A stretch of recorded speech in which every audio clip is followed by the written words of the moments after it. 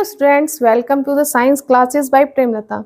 Last video में हमने matter in our surrounding का फर्स्ट पार्ट कवर किया था। उस पार्ट में कुछ पोर्शन हमने कवर किया है, वो पोर्शन थोड़ा सा रिकॉल कर लेते हैं। हमने मैटर के बारे में पढ़ा था कि मैटर क्या होता है। Matter anything which occupy space and has मास, उसको मैटर कहते हैं। मैटर में क्लासिफिकेशन फिजिकल प्रॉपर्टी के अकॉर्डिंग किया था। फिजिकल प्रॉपर्टीज के अकॉर्डिंग मैटर का क्लासिफिकेशन किस में है, सॉलिड, लिक्विड एंड गैस में है। और इसकी प्रॉपर्टीज भी पार्टिकल के, जो मैटर है किससे बना होता है, पार्टिकल से बना होता है। और पार्टिकल की कुछ प्रॉपर्टीज थी, जैसे particles are very very small, they moving constantly and they attract each other and they have space between them. तो जो पार्टिकल मूव करते हैं उसको हम ब्राउनियन मोशन कहते हैं।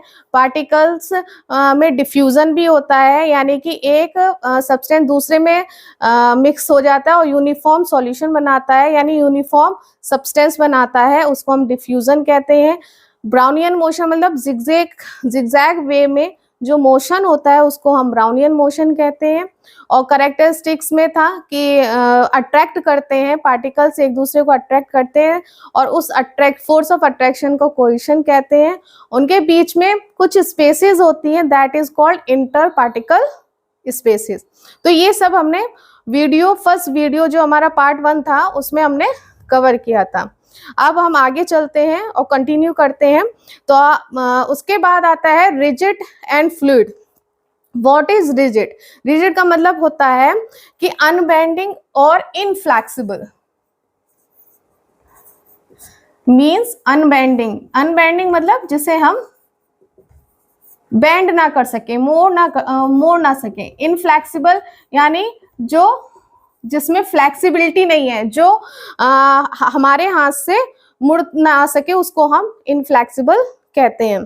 तो रिजिड की जो प्रॉपर्टी जिसमें होती है उसको हम बोलते हैं रिजिडिटी, यानी करेक्टरिस्टिक अगर रिजिडनेस का है किसी में तो उसको हम बोलेंगे रिजिडिटी। तो ये जो रिजिडिटी है वो किस मैटर में होती है, सॉलिड में। एक सॉलिड ऐसा मैटर होता है जो अनबेंडिंग है, यानी कि जिसको हम बेंड नहीं कर सकते, ठीक है, उसको हम मोड़ नहीं सकते, तोड़ सकते हैं लेकिन हम बेंड नहीं कर सकते। तो जो रिजिड मैटर कौन से होते हैं, solid form of matter. Solid form of matter को ही हम रिजिड मैटर कहते हैं और इस प्रॉपर्टी को हम क्या कहते हैं, रिजिडिटी। फिर नेक्स्ट आता है फ्लूइड। फ्लूइड का मतलब क्या होता है, फ्लूइड क्या है, the thing which can flow, जो फ्लो करती है चीजें उनको हम फ्लूइड कहते हैं। और फ्लूइड वाली जो चीजें होती हैं उनको एक कंटेनर चाहिए होता है रखने के लिए। ओके, तो the fluid is the thing which can flow, और the matter which can flow, बस 2 ही मैटर होते हैं ऐसे, वो होता है लिक्विड एंड गैस। लिक्विड और गैस दोनों ऐसे मैटर हैं जो फ्लो करते हैं। लिक्विड थोड़ा सा गैस के कंपैरिजन में फ्लोइंग पावर उसकी थोड़ा कम होती है। क्यों? क्योंकि जो लिक्विड के जो पार्टिकल्स होते हैं वो उनका अट्रैक्शन फोर्स गैस के कंपैरिजन में थोड़ा ज्यादा होता है, और गैस का जो अट्रैक्शन फोर्स होता है, यानी कि फोर्स ऑफ अट्रैक्शन कोहेजन जो होता है वो थोड़ा वीक होता है, इसलिए वो फ्रीली फ्लो कर सकते हैं। ठीक है, तो इन दोनों को रखने के लिए किसकी जरूरत पड़ती है, कंटेनर, यानी बिना कंटेनर के इनको हम रख नहीं सकते हैं। और इस प्रॉपर्टी को, जो फ्लूइड की जो प्रॉपर्टी होती है, इसको हम बोलते हैं फ्लूइडिटी।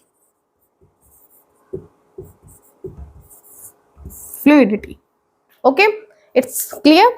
रिजिड का मतलब है जो अनबेंडिंग हो, इनफ्लेक्सिबल हो, तो इस फॉर्म का मैटर कौन सा होता है, सॉलिड होता है। और जो फ्लूइड्स क्या होते हैं, जो फ्लो कर सकते हैं easily, which can flow easily, जो इजिली फ्लो कर सकते हैं उसको हम फ्लूइड बोलते हैं। और फ्लूइड में कौन से मैटर आते हैं, they are 2 types of matter, liquid and gas. And the property, जो प्रॉपर्टी इसकी होती है फ्लूइड की, तो उसे हम बोलते हैं फ्लूइडिटी। Okay, clear. फिर नेक्स्ट हम इस टॉपिक के बाद आते हैं स्टेट्स ऑफ मैटर। कितने स्टेट्स ऑफ मैटर होता है? स्टेट ऑफ मैटर में सॉलिड, लिक्विड, गैस, ये 3 फॉर्म्स ऑफ मैटर होते हैं। 3 forms of matter, solid, liquid and gas. तो सॉलिड, लिक्विड, गैस, इनकी प्रॉपर्टीज भी डिफरेंट होती हैं। सॉलिड में कुछ अलग प्रॉपर्टीज होती हैं, लिक्विड की अलग होती है, गैस की अलग। तो सबसे पहले हम प्रॉपर्टीज डिस्कस करते हैं। तो सबसे पहला जो प्रॉपर्टी होता है वो है सॉलिड की, क्या है? It's have fixed shape. इसकी शेप कैसी होती है? फिक्स्ड होती है, यानी कि इसकी सॉलिड की शेप कभी भी चेंज नहीं होती है। वो आप किसी भी बॉक्स में डाल दीजिए, किसी भी सर्कुलर कंटेनर में डाल दीजिए या रेक्टेंगुलर कंटेनर में डाल दीजिए, सॉलिड की जो पोजीशन है क्रिस्टल्स की वो चेंज हो सकती है, लेकिन उनकी शेप कभी भी चेंज नहीं होती। उनकी हमेशा जो शेप रहती है वो फिक्स्ड रहती है। अगर वैसे देखा जाए, अगर आप इसके कुछ जैसे एग्जांपल्स हैं, रबर बैंड। रबर बैंड आप कहते हैं कि रबर बैंड तो इलास्टिक है और रबर बैंड तो खिंच के उसका शेप चेंज हो जाता है। वो खिंच के शेप कब चेंज होता है? जब हम उसको फोर्स देते हैं, ठीक है? जब हम एक्सटर्नल फोर्स अगर रबर बैंड को देते हैं तो उसकी शेप चेंज हो जाती है। तो रबर बैंड हो गया।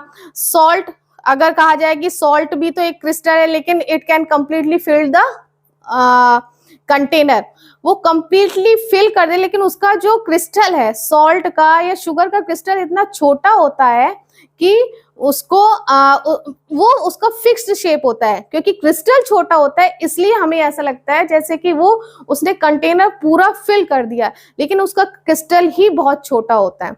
स्पेसेस होते हैं जो हमें दिखाई नहीं देते, क्यों? क्योंकि वो उनका जो क्रिस्टल है बहुत छोटा होता है, इसलिए वो पूरा बॉक्स या पूरा कंटेनर को फिल कर देता है। नेक्स्ट है स्पंज।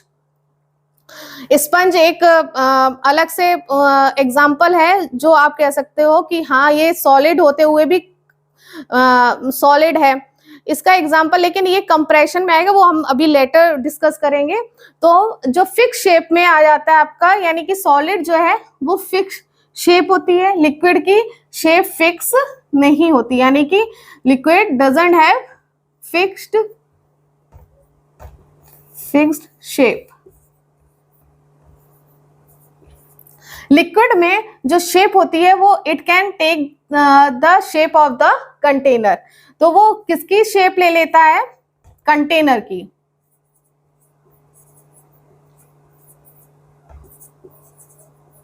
जिस कंटेनर में आप डाल दोगे लिक्विड को, वो उसी की शेप गेन कर लेता है, इसलिए इसकी कोई फिक्स्ड शेप नहीं होती है। ऐसी गैस में, gas also not having fixed shape, इसकी भी कोई फिक्स शेप नहीं होती है। जिस कंटेनर में आप डाल दोगे वो उसी कंटेनर में फ्रीली मूव करने लगेगी।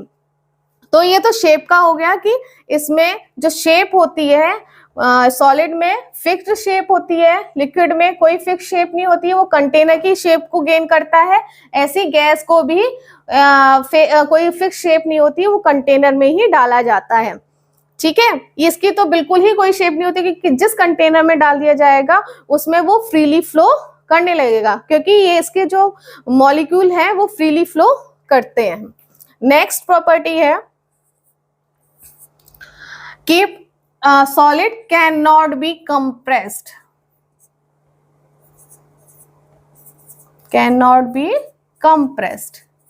सॉलिड को हम कंप्रेस्ड नहीं कर सकते। कंप्रेस्ड का मतलब है कि हम उसको दबा नहीं सकते, प्रेशर देने के बाद भी उसको दबा नहीं सकते। लेकिन एक एक्सेप्शनल केसेस आता है स्पंज का, जो अभी मैं पहले बता रही थी। तो स्पंज का एक एक्सेप्शनल केस आता है। जैसे मान लो ये है, ये भी स्पंज है, ये देखने में सॉलिड है, लेकिन जब हम इसको कंप्रेस करते हैं ये दब जाता है। तो यहाँ तो सॉलिड की जो ये प्रॉपर्टी है वो तो डिनाई कर गई कि ये जब सॉलिड कंप्रेस नहीं होता, लेकिन ये तो सॉलिड में आता है फिर भी कंप्रेस हो रहा है। इसका एक रीजन है, रीजन ये है कि स्पंज में जो होल्स होते हैं, बहुत छोटे छोटे से माइन्यूट पोर्स होते हैं, और उन पोर्स में एयर फिल्ड होती है, ठीक है। और जब हम इसको ऐसे कंप्रेस करते हैं तो वो एयर निकल जाती है और वो दब जाता है। तो वो माइन्यूट पोर्स जो हमें दिखाई नहीं देते, उसकी वजह से ये कंप्रेस हो जाता है। क्लियर? तो वैसे तो सॉलिड, आप किसी भी सॉलिड को लीजिएगा, कंप्रेस नहीं होगा, ठीक है। तो बस ये स्पंज ऐसी चीजें हैं जिसमें माइन्यूट पोर्स होते हैं, एयर की वजह से, एयर फील्ड होती है, इस वजह से ये कंप्रेस हो जाते हैं। Liquid can not B compress, liquid भी कंप्रेस नहीं हो सकता। लिक्विड में आप किसी सिरिंज में पानी भर लीजिए और नीचे से बंद कर लीजिए, आप उसको कितना भी प्रेशर लगाएंगे लेकिन वो कंप्रेस नहीं होगा, वो दबेगा नहीं। तो ये प्रूव करते हैं कि हाँ, लिक्विड भी कंप्रेस नहीं होते हैं। Gas can be compressed, gas ऐसी चीज है जो कंप्रेस्ड हो सकती है। गैस कैसे कंप्रेस्ड हो जाती है? क्योंकि गैस के जो मॉलिक्यूल हैं बहुत ज्यादा दूर दूर होते हैं, तो जब हम कंप्रेस करते हैं तो उनके जो पार्टिकल्स हैं वो पास पास आ जाते हैं। आपने फॉर एग्जांपल एलपीजी सिलेंडर, जो हम जिस पे खाना बनता है, लिक्विड पेट्रोलियम गैस, तो उसमें क्या करते हैं कि जो गैस होती है वो कंप्रेस करके प्रेशर दे के ही उसमें फिल की जाती है, ठीक है। तो जो गैस है प्रेशर, एक्सटर्नल प्रेशर से कंप्रेस हो जाती है और किसी भी कंटेनर में फिल की जा सकती है। तो इसका मतलब है कि जो गैस है वो कंप्रेस्ड हो सकती है। तो ये कंप्रेशन की जो प्रॉपर्टी है, लिक्विड में कैन नॉट बी कंप्रेस्ड पर एक्सेप्शनल इज स्पंज, आपको बता चुकी हूँ किस लिए। Liquid can not B compressed and the gas can be compressed very easily. Clear? Next property is, or next character is density. So density in solids are very high. Solids में density बहुत high होती है, इसके comparison में liquid में density थोड़ा सा gas के कंपैरिजन में ज्यादा होती है, और सॉलिड के कंपैरिजन में डेंसिटी कम होती है। So less density, but in gas there is very less density. Okay, density जो होती है, डेंसिटी का रिलेशन सीधा सीधा मास और वॉल्यूम पे होता है। अगर आपका मास ज्यादा है तो जाहिर सी जाहिर सी है कि डेंसिटी ज्यादा होगी। तो सॉलिड का मास ज्यादा होता है इसलिए डेंसिटी ज्यादा होगी, लिक्विड की मास इतना ज्यादा नहीं होता इसलिए डेंसिटी कम होगी, और यहाँ पर गैस का तो बहुत ही कम होता है इसलिए इसकी डेंसिटी बहुत कम होती है, नेग्लिजिबल होती है। नेक्स्ट कैरेक्टरिस्टिक है कंटेनर। जैसे कंटेनर फिल करने की बात आती है कि कंप्लीटली फिल कर पाता है कि नहीं, तो solid can not be fill container completely. So do not fill container completely, but water can, liquid can.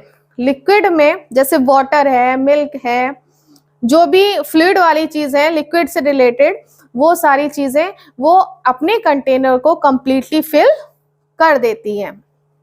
सो यह कंटेनर कंप्लीटली फिल।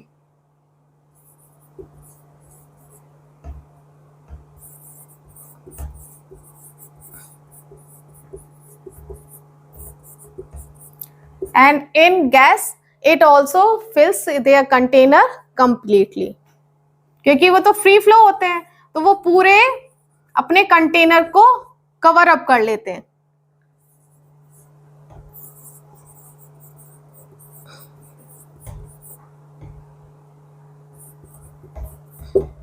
ओके, लेकिन ये है कि लिक्विड गैस के कंपैरिजन में जो लिक्विड है, अगर जितना लिक्विड होगा वो उतना ही कंटेनर को फिल करेगा, लेकिन स्पेसेस नहीं छोड़ेगा। स्पेस है वो जितने लेवल तक होगा वो उतने ही लेवल तक पूरा कंप्लीटली फिल कर देगा। लेकिन जो गैस होती है वो जैसे यहाँ पर है, अगर हम सॉलिड्स को फिल करते हैं किसी कंटेनर में तो उसमें स्पेस रहेगा ऐसे, इस तरह से, ठीक है। लेकिन जब लिक्विड का लेंगे तो लिक्विड अगर वाटर फिल है तो पूरी तरह से, वाटर है, मिल्क है, कंप्लीटली फिल कर देता है जितने लेवल तक, जो जितना वॉल्यूम उसका होगा। लेकिन यहाँ गैस जो है अगर आपको फिल करनी है तो ये पूरे में फिल होगा, पूरे में, यानी कि ये पार्शियल फिल नहीं होता है, ये कंप्लीटली कंटेनर को कवर कर लेता है, ठीक है। तो इसमें कंटेनर कंप्लीटली फिल नहीं होता है, स्पेसेस रहते हैं, चाहे वो कितना भी हो, अगर माइन्यूट है तो भी स्पेसेस रहेंगे, हमें नहीं दिखाई देंगे but there will be spaces between them. और लिक्विड में जहां जितना वॉल्यूम है लिक्विड का उतना वो कंप्लीटली फिल कर लेता है, और गैस में वो कंप्लीटली पूरा कंटेनर को कवर अप करता है। Then the next property is diffusion in these matters. इन मैटर्स में डिफ्यूजन कैसे होता है?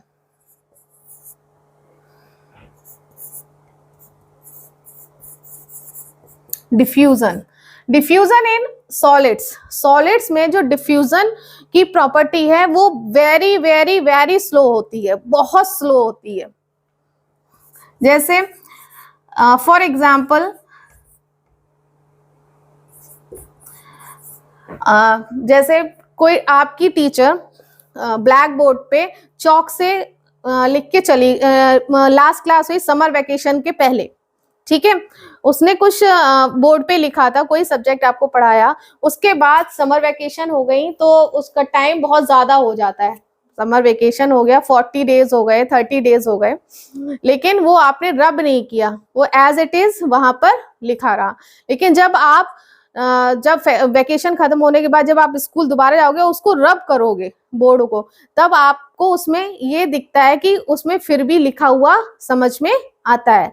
वो क्यों? क्योंकि जो चौक है वो सॉलिड थी, वो सॉलिड जो है थोड़ा सा उसमें डिफ्यूज हो गई, उसकी डिफ्यूजन पावर बहुत स्लो होती है, लेकिन उसको बहुत टाइम लगता है, और इसको चौक का ब्लैक बोर्ड में हल्का सा रहना वही डिफ्यूजन है सॉलिड का, ठीक है। तो ये तो सॉलिड का डिफ्यूजन हो गया, और सॉलिड में डिफ्यूजन बहुत स्लो होता है, वो इतना ज्यादा जल्दी नहीं होता है, ठीक है। लेकिन लिक्विड्स में जो डिफ्यूजन होता है वो गैस के कंपैरिजन में कम होता है, लेकिन सॉलिड के कंपैरिजन में ज्यादा होता है। जैसे मैंने डिफ्यूजन का आपको बताया था कि सॉल्ट का वाटर में डिफ्यूजन होना, शुगर का वाटर में डिफ्यूजन होना, पोटेशियम पर मैग्नेट का वाटर में डिफ्यूजन होना। तो लिक्विड में अगर इन चीजों को हम जब मिलाते हैं तो एक यूनिफॉर्म और घुल भी जाता है जल्दी, थोड़ा सा टाइम लेता है लेकिन घुल जाता है, तो वो इतना स्लो नहीं होता है, लेकिन गैस के कंपैरिजन में थोड़ा सा स्लो होता है। तो इसमें क्या है? स्लो बट नॉट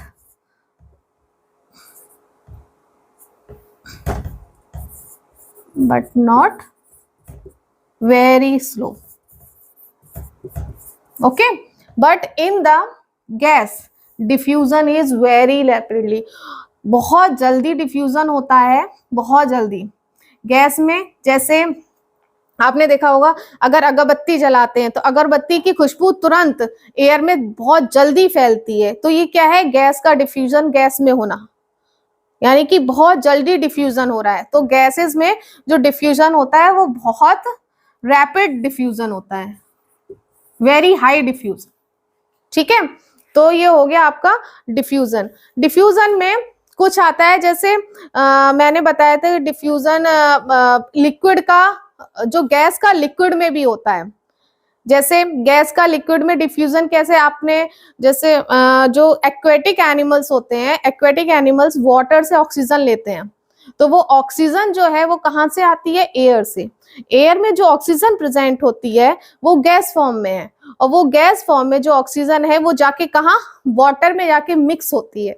तो वो वाटर में जाके वो ऑक्सीजन जब जाती है, यानी कि gas diffuses into liquid in water form. तो जब वो होती है उसके बाद जो एक्वेटिक एनिमल्स हैं वो उन गैसेस को ब्रीथ करते हैं। ठीक है, तो ऐसे तो ये क्या हो गया? गैस का डिफ्यूजन इन लिक्विड्स। और सॉलिड का डिफ्यूजन सॉलिड्स में मैंने आपको बता ही दिया है, चॉक एंड बोर्ड। और लिक्विड का डिफ्यूजन आपको मैं बता ही चुकी हूँ। ओके, तो ये हो गया डिफ्यूजन, यानी कि in solids the diffusion takes place very very slow, in liquids slow but not very slow, and in gases the diffusion very rapidly. Okay, next is flowing यानी fluidity। तो liquid में जो fluidity है वो कैसी होती है? no fluidity, यानी कि they cannot flow। fluidity is present in liquids and as well in gas. तो ये दोनों चीजें फ्लो कर सकती हैं, इसलिए इन दोनों में फ्लूइडिटी होती है, बट सॉलिड्स में फ्लूइडिटी प्रेजेंट नहीं होती है। ओके, तो these are the 7 characteristics of solid, liquid and gas. क्या क्या उनमें क्या क्या डिफरेंसेस होते हैं और किस प्रॉपर्टीज में क्या डिफरेंसेस, क्या प्रॉपर्टीज होती हैं, ये है। अब नेक्स्ट टॉपिक हमारा आता है चेंज इन मैटर, यानी कि change in the state of matter. Matter जो है दूसरे एक स्टेट से दूसरे स्टेट में कैसे चेंज होता है वो हम इस टॉपिक में पढ़ेंगे। इतना क्लियर हो गया? फिर नेक्स्ट है आपका change in the state of matter, change of state of matter। Change in state of matter में आपको जैसे मैटर के जो 3 फॉर्म्स है, सॉलिड, लिक्विड एंड गैस। अगर हम वाटर का एग्जांपल ले लें, H2O वाटर, तो वाटर 3 स्टेट्स में एग्जिस्ट करता है। एक तो किसमें? Solid as ice, liquid as water and gas as water vapour. Clear? तो वाटर जो है इन तीनों फॉर्म में एग्जिस्ट करता है, सॉलिड में बर्फ की तरह यानी आइस की तरह, लिक्विड में वाटर एंड गैस में वाटर वेपर्स।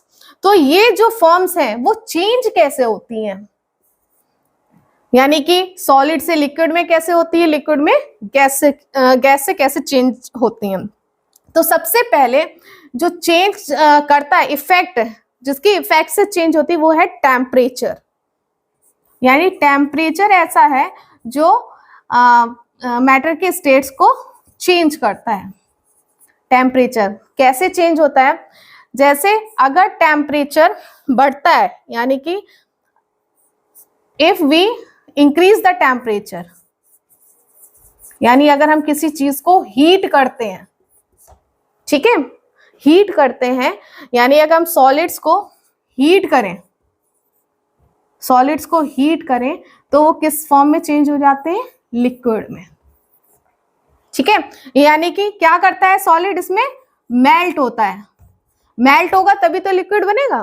तो सॉलिड मेल्ट होके क्या बनाता है? लिक्विड। तो सॉलिड का जो मेल्ट होना होता है, यानी कि सॉलिड, एग्जांपल ले लेते हैं, जैसे वाटर है, वाटर यानी कि आइस, आइस का मेल्टिंग पॉइंट यानी कि जिस टेम्परेचर पे वो मेल्ट होना शुरू करता है वो 0 डिग्री सेल्सियस होता है। यानी 0 डिग्री सेल्सियस पे जो सॉलिड है वो लिक्विड में चेंज होना शुरू हो जाता है। ठीक है, ice convert into water, start converting into water. तो ये 0 डिग्री सेल्सियस पे जो है क्या करते हैं, क्या क्यों होता है, क्योंकि जब हीट इंक्रीज होने लगेगी, यानी कि टेम्परेचर जब इंक्रीज होने लगेगा, यानी कि 0 डिग्री सेल्सियस से जब इंक्रीज होने लग जाता है, तो जो वाटर है, जो सॉलिड है, वो किस में चेंज होने लगेगा, लिक्विड में। यानी कि जो आइस है वो किस में चेंज होने लगेगी, वाटर फॉर्म में। ठीक है। और जब कोई चीज सॉलिड से लिक्विड में चेंज होती है, सॉलिड से लिक्विड में चेंज होती है, वो मेल्ट होके होती है, उस टेम्परेचर को, उस थ्रेशहोल्ड टेम्परेचर यानी कि उस मिनिमम टेम्परेचर को हम बोलते हैं melting point. Melting point. So what is melting point? Melting point is the temperature at which the solids start changing into the liquid form.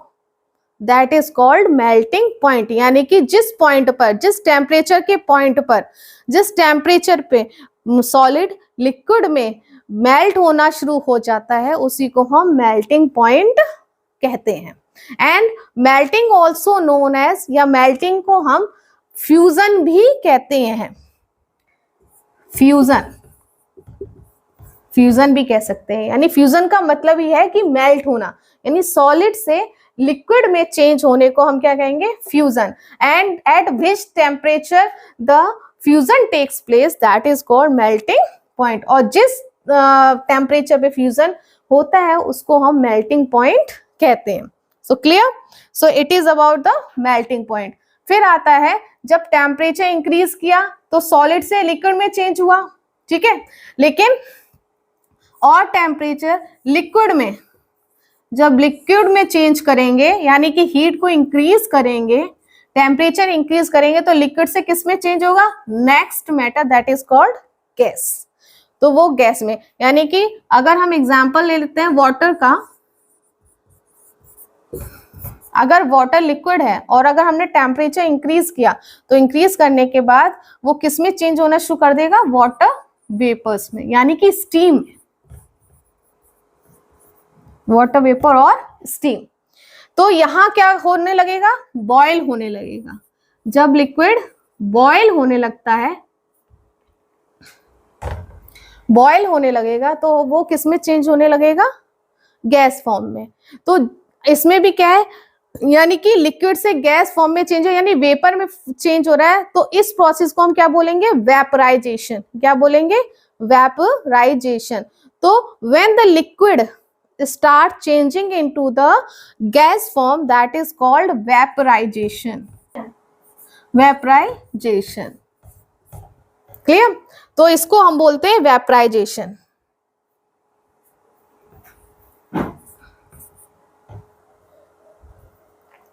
Vaporisation में क्या होता है, जब लिक्विड जिस टेम्परेचर पे बॉयल होना शुरू करता है, यानी जिस टेम्परेचर पे वो बॉइलिंग स्टार्ट कर देता है, उस पॉइंट को या उस टेम्परेचर को हम बॉइलिंग पॉइंट कहते हैं।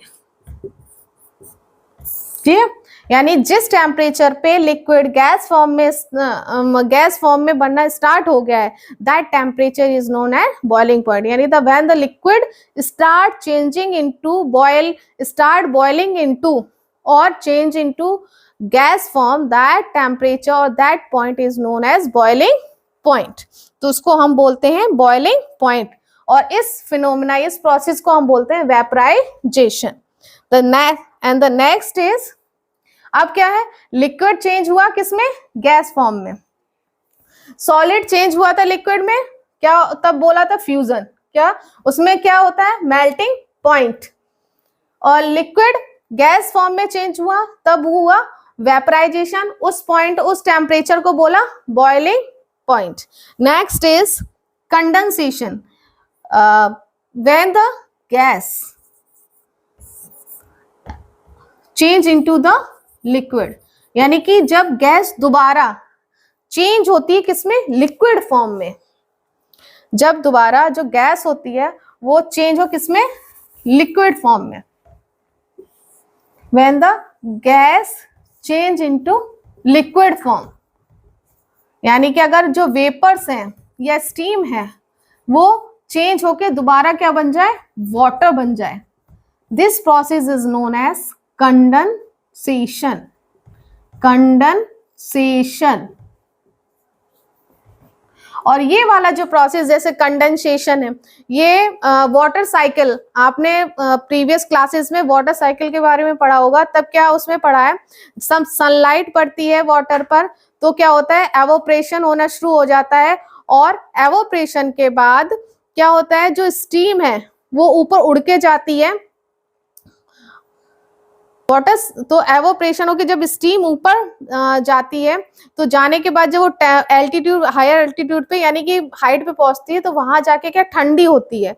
जब वो वेपर ठंडी होती है, ठंडी होने के बाद अगेन क्या है, एज लिक्विड फॉर्म में चेंज होके एज रेन फॉल वो नीचे आती है, यानी कि लिक्विड फॉर्म में चेंज हो रही है। उस प्रोसेस को जब गई तो एवोपरेशन हुआ, जब नीचे आई तो कंडेंसेशन, यानी कि रेन वाटर, जो वाटर साइकिल है उसमें कंडेंसेशन एवोपरेशन होता है। तो वो गैस किस में चेंज हुई, लिक्विड में। तो जब गैस लिक्विड में चेंज होती है तो उसको हम बोलते हैं कंडेंसेशन। ठीक है, तो gas, when the gas changes into the liquid, that is called condensation। ये तभी होता है जब टेम्परेचर क्या होगा, लो होगा, एट लो टेम्परेचर। ठीक है, जब टेम्परेचर कम हो जाएगा तो हम तब कंडेंसेशन होता है, यानी गैस ठंडी हो जाती है और वो लिक्विड में चेंज हो जाएगी।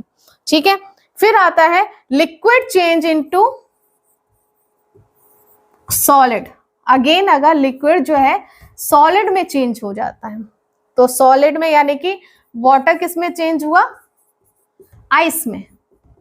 और ये किस में होता है, जब हम रेफ्रिजरेटर में वाटर रखते हैं और उसमें जो आपका फ्रीजर होता है, फ्रीजर में रखते हैं तो जो वाटर है वो किस में चेंज हो जाता है, आइस में। क्यों होता है, क्योंकि उसका टेम्परेचर बहुत बहुत लो हो जाता है। तो when the liquid change into solid, तो सॉलिड में जब चेंज करते हैं तो इस प्रोसेस को क्या बोलते हैं, फ्रीजिंग, यानी कि हम लिक्विड को फ्रीज कर रहे हैं, फ्रीजिंग। ठीक है, और जिस पॉइंट पे लिक्विड सॉलिड में चेंज होना शुरू होता है उस पॉइंट को, उस टेम्परेचर को हम फ्रीजिंग पॉइंट कहते हैं, फ्रीजिंग पॉइंट। ये भी लो टेम्परेचर, इसमें भी टेम्परेचर क्या होता है, लो होता है। तो यहां पर टेम्परेचर क्या कर रहा था, इंक्रीज कर रहा था, यानी कि हाई टेम्परेचर था। लेकिन जब गैस और से लिक्विड में बना तो लो टेम्परेचर यूज किया, और जब लिक्विड से सॉलिड में कन्वर्ट हुआ तो भी लो टेम्परेचर। तो ये जो कन्वर्शन है वो लो टेम्परेचर पे होता है, और ये कन्वर्शन जो है वो हाई टेम्परेचर, यानी कि सॉलिड टू लिक्विड, इसका मतलब जैसे ये हुआ मेल्टिंग प्रोसेस हुआ वो हाई टेम्परेचर पे, यानी कि फ्यूजन जो होता है वो हाई टेम्परेचर में होता है, वेपराइजेशन है वो भी हाई टेम्परेचर पे होता है। कंडेंसेशन और फ्रीजिंग ये लो टेम्परेचर पे होते हैं। क्लियर। फिर इंटर सॉलिड से गैस फॉर्म में चेंज होना, तो सॉलिड से जब गैस फॉर्म में चेंज होता है तो उस प्रोसेस को हम बोलते हैं सब्लिमेशन। क्या बोलेंगे, सब्लिमेशन, यानी कि गैस से डायरेक्ट सॉलिड में, सॉलिड का डायरेक्टली गैस में कन्वर्ट होना क्या कहलाता है, sublimation. This process called sublimation. ऐसा कहाँ होता है, आपने देखा होगा कैम्फर, जब हम पूजा करते हैं और पूजा में जो हम कपूर जलाते हैं, कैम्फर को बोलते हैं कपूर जलाते हैं, वो डायरेक्टली लिक्विड फॉर्म में नहीं जाता है, वो डायरेक्टली वेपराइज हो जाता है, यानी कि गैस फॉर्म में चेंज हो जाता है। कैम्फर है, नैप्थलीन बॉल्स हैं, है ना, तो सीधा किस में चेंज होते हैं, गैस फॉर्म में। तो एग्जाम्पल, तो इस प्रोसेस को जो सॉलिड से लिक्विड में चेंज होते हैं उसको, और होता है ड्राई आइस, उसका भी हम बताएंगे। जब जो सॉलिड से सीधा गैस फॉर्म में होता है ड्राई आइस। ड्राई आइस क्या है, solid carbon dioxide, solid carbon dioxide को हम ड्राई आइस कहते हैं।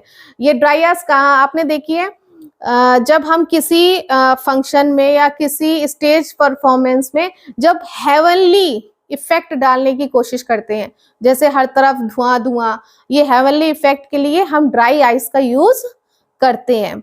ठीक है, तो उसी को हम ड्राई आइस कहते हैं। वो solid form of carbon dioxide होती है, उसका नाम होता है ड्राई आइस।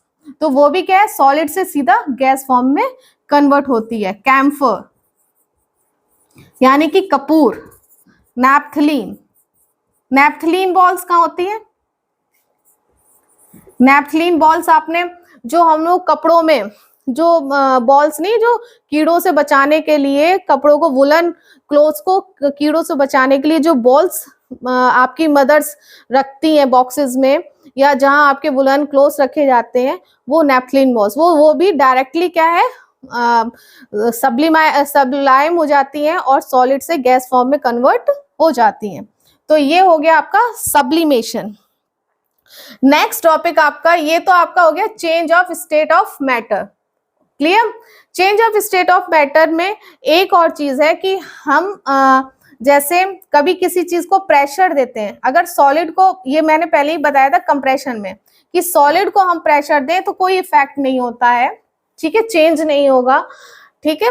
और अगर लिक्विड को भी प्रेशर दें तो चेंजेस नहीं होते, लेकिन हम जब गैस को प्रेशर देते हैं वो चेंज हो जाता है, वो गैस लिक्विड में भी चेंज हो जाती है।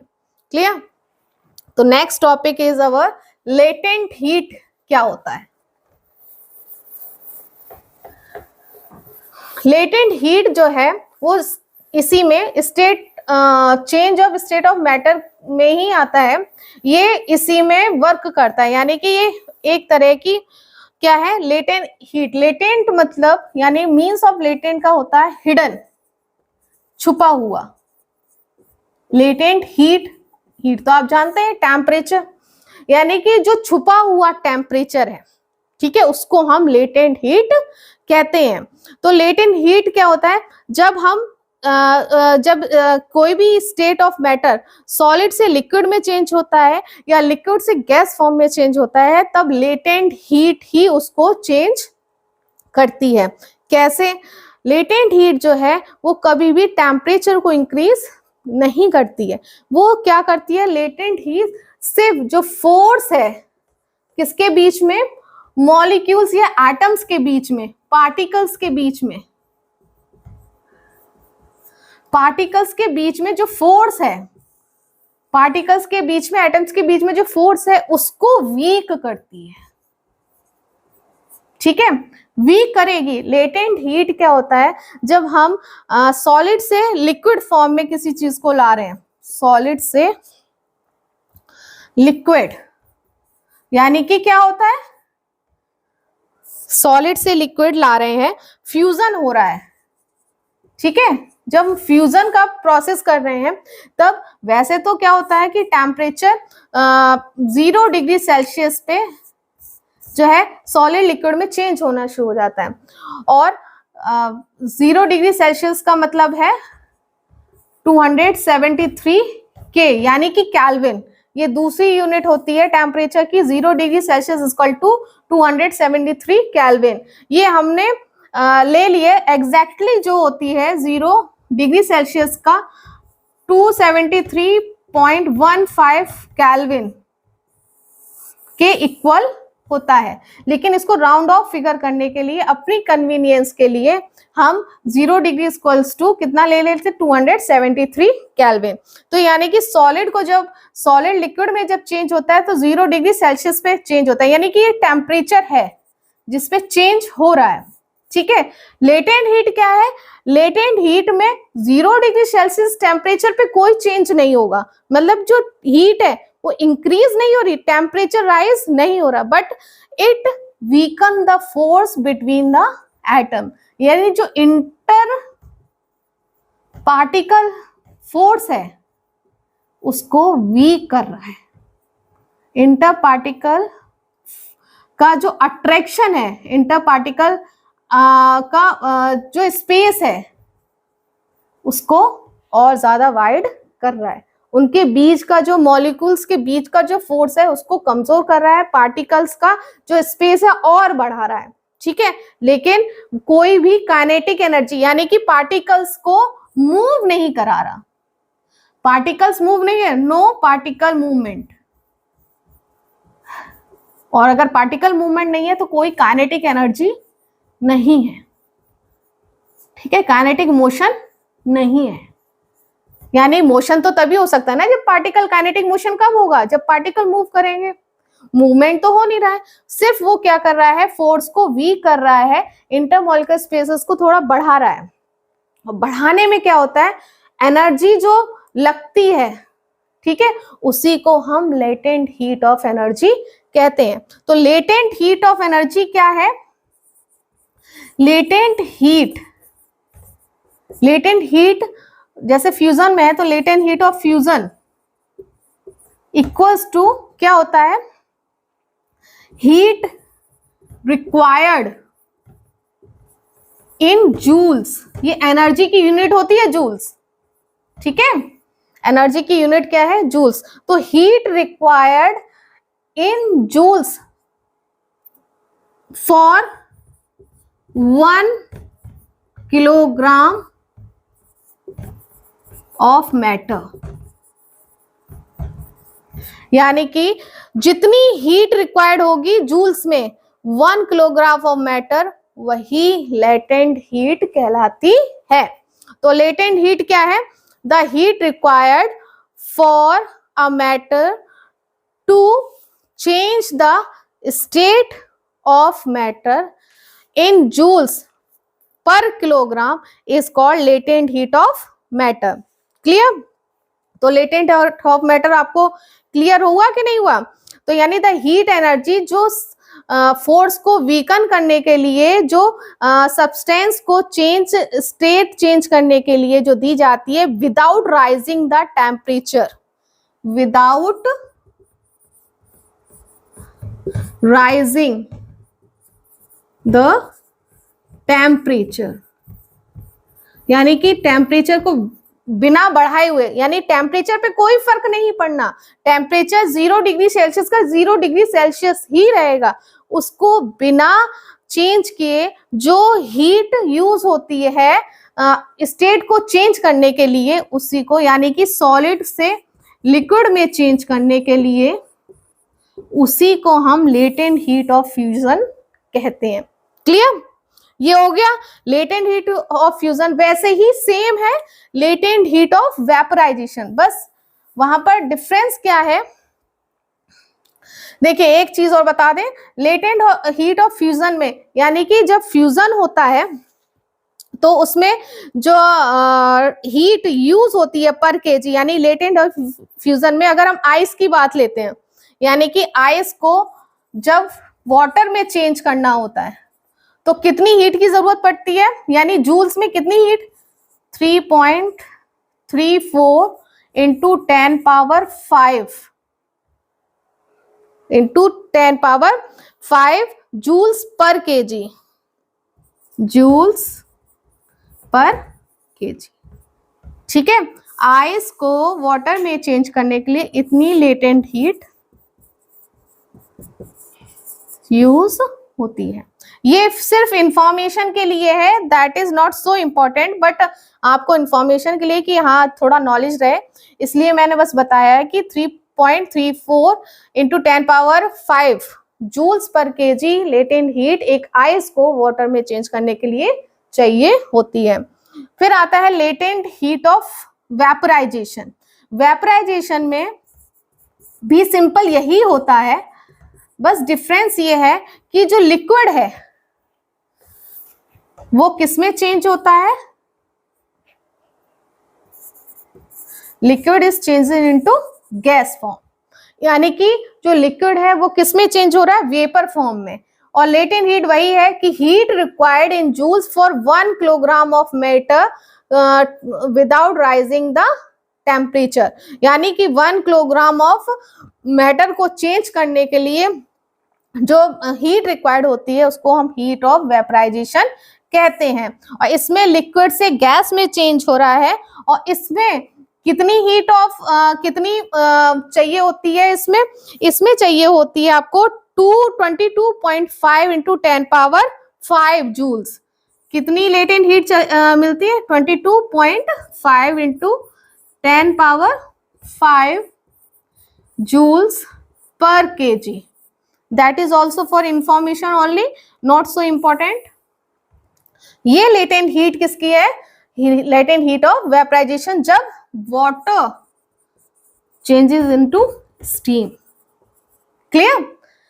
तो डेफिनेशन सेम है, बस the change is that it is for fusion and it is for vaporisation. Latent heat is the same, the hidden energy और हिडन हीट required